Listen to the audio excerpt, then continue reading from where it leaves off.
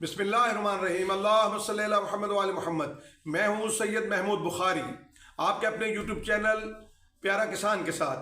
ناظرین محترم، چونکہ پچھلے دنوں پاکستان کے حالات جو ہے وہ جنگی نوعیت کے رہے، اس لیے ہم اپنے کسانوں کے مسائل، مصائب، مشکلات کے اوپر بات نہیں کر پائے، چونکہ وطن عزیز کا وہ مسئلہ تھا اور ہم ایک قوم بن کر جو ہے وہ سامنے ابھرے ہیں۔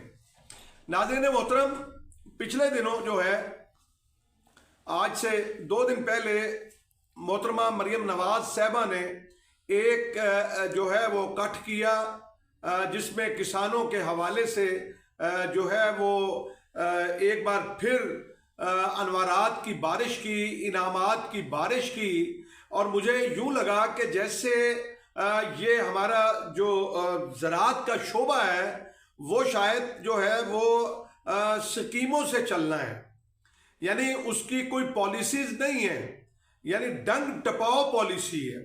میں محترمہ مریم نواز صاحبہ سے یہ گزارش کرنا چاہتا ہوں کہ محترمہ دیکھیں، آپ نے کاشتکاری نہیں کی اور آپ نے کبھی بھی جو ہے وہ اس طرف توجہ نہیں دی۔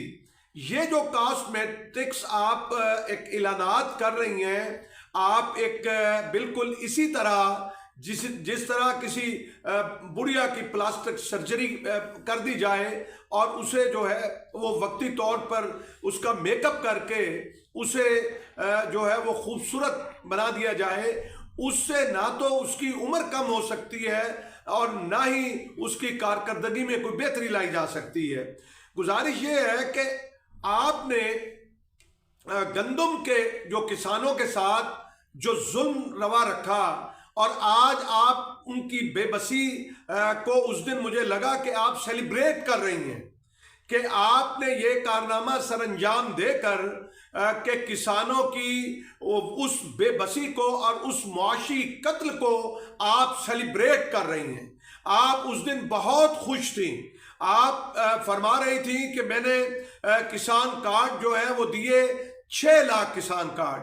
محترمہ، پنجاب کے اندر جو سرکاری طور پر رجسٹرڈ خاندان ہے 65 لاکھ خاندان ہے، اور آپ 6 لاکھ خاندان کو کسان کارڈ دے کے آپ سمجھ رہی ہیں کہ آپ نے زراعت کے اندر کوئی آپ انقلاب لے آئیں گی۔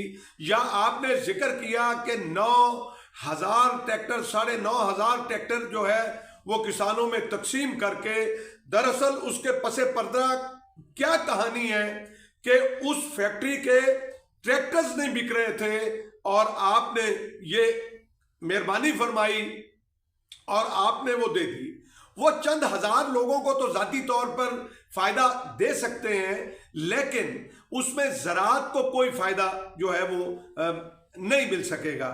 آپ نے ایک رقم بڑھا دی اور آپ نے کہا کہ 6 لاکھ جو ہے وہ کسان کارڈ دیے، تو میں یہ کہوں گا کہ جتنے زیادہ کسان جو ہیں وہ اپنے کسان کارڈ بنواتے ہیں، تو اس سے کیا ظاہر ہوتا ہے کہ کسان کے اندر جو ہے فائنینشل پاور نہیں رہی۔ یہ کوئی خوشی کی بات نہیں ہے۔ کسان تو اپنے پاؤں پہ کھڑا ہونا چاہیے، کسان کو اس کی فصلوں کا ریٹ ملنا چاہیے۔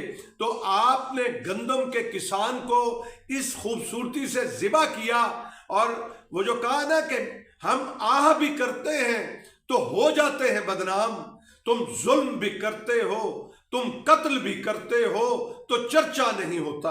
اور میں کیا کہوں کہ ہمارے ساتھ کیا بیتی۔ محترمہ، ہمارے خواب ٹوٹ گئے، ہماری امیدیں دم توڑ گئیں۔ ہماری وہ سوچا تھا کہ ہم اپنی دھی رانی کو بیائیں گے، وہ ہم اپنی دھی رانی کو نہیں بیاہ پائیں گے۔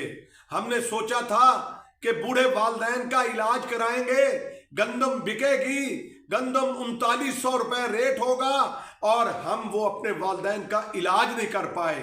ہم نے سوچا کہ ہم اپنے بچوں کو کوئی بہتر سکول میں داخلہ کریں گے۔ جب کسان کوئی فصل کاشت کرتا ہے تو پھر وہ اپنے خواب بھی ساتھ ساتھ بنتا ہے. جو فصل جو ہے وہ بڑھتی ہے، جمع ہوتی ہے، تو ہماری امیدیں بھی جمع ہوتی ہیں.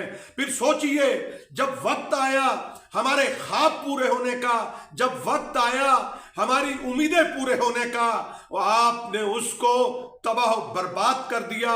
آپ نے ایک ایسا بم مارا اس پالیسی کا جس کی وجہ سے کسان کی وہ گندم جو ہے وہ کوئی لینے کے لیے تیار نہیں تھا.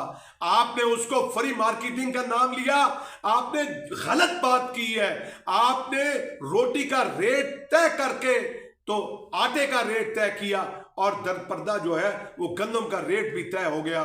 کوئی فلور مل والا ہم سے جو ہے وہ گندم خریدنے کے لیے نہیں تیار تھا. اپنی مرضی کا ریٹ لگا. کسی نے 1800 میں خریدی، کسی نے اس کو 2000 پہ خریدی، کسی نے 2200 پہ خریدی. مجھے بتائیے کہ میرا قصور کیا ہے؟ میں محب وطن ہوں. میں نے اس وقت ملک میں اناج کی کمی نہیں ہونے دی جب 9/11 آیا اور پاکستان پہ امریکہ نے پابندیاں لگائیں، فوڈ کی کمی نہیں ہونے دی. اور اس کے بعد آپ یہ دیکھیں کہ 28 میں آیا اور بم دھماکے ایٹمی کیے. آج جس پہ ہم فخر کرتے ہیں تو ملک کے اندر پابندیاں لگیں لیکن فوڈ کی کمی، اناج کی کمی نہیں ہونے دی. یہ